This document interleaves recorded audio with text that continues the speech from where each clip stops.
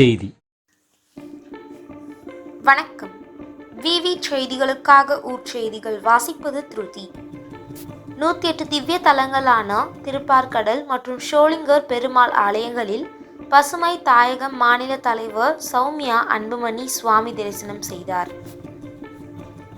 108 திவ்ய தலங்களில் ஒன்றான ராணிப்பேட்டை மாவட்டம் திருப்பார்கடல் பிரசன்ன வெங்கடேச பெருமாள் ஆலயம் மற்றும் ஷோலிங்கர் ஸ்ரீ யோக நரசிம்மர் ஆலயங்களில் கார்த்திகை மாதத்தை முன்னிட்டு பசுமை தாயகம் மாநில தலைவரும் டாக்டர் அன்புமணி ராமதாஸ் அவர்களின் மனைவியுமான சௌமியா அன்புமணி மற்றும் மருத்துவர் ராமதாஸ் அவர்களின் மூத்த மகள் காந்தி ஆகியோர் சுவாமி தரிசனம் செய்தனர். இதனை முன்னிட்டு திவ்ய தலங்களில் 107வது தலமாக விளங்கும் திருப்பார்கடல் பகுதியில் அமைந்துள்ள பிரசன்ன வெங்கடேச பெருமாள் ஆலயத்திற்கு காலை வந்த சௌமியா அன்புமணி சுவாமியை வழிபட்டு ஆலய பிரகாரத்தை சுற்றி வந்து சுவாமி தரிசனம் செய்தார். தொடர்ந்து அருகே உள்ள பள்ளிக்கொண்ட ரங்கநாதர் ஆலயத்திற்கும் சென்று சிறப்பு அர்ச்சனை செய்து சாமியை வழிபட்டார்.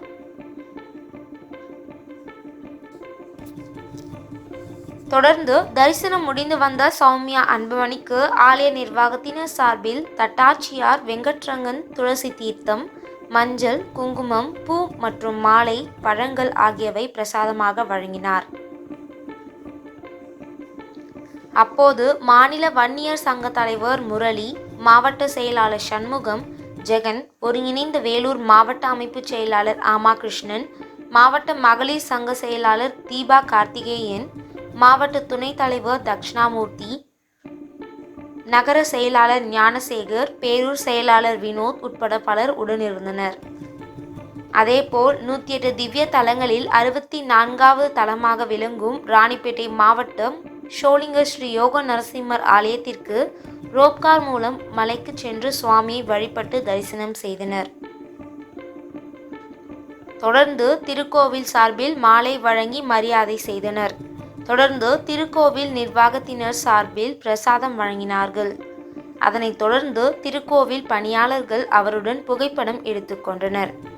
அப்போது மாவட்ட செயலாளர் சரவணன், மாவட்ட தலைவர் செல்வகுமார், அமைப்பு செயலாளர் கிருஷ்ணன், இளைஞர் சங்க செயலாளர் சக்கரவர்த்தி, நகர தலைவர் பார்த்திபன் உட்பட பலர் கலந்து கொண்டனர். விவி செய்திகளுக்காக விஜய் மற்றும் பாஸ்கர்.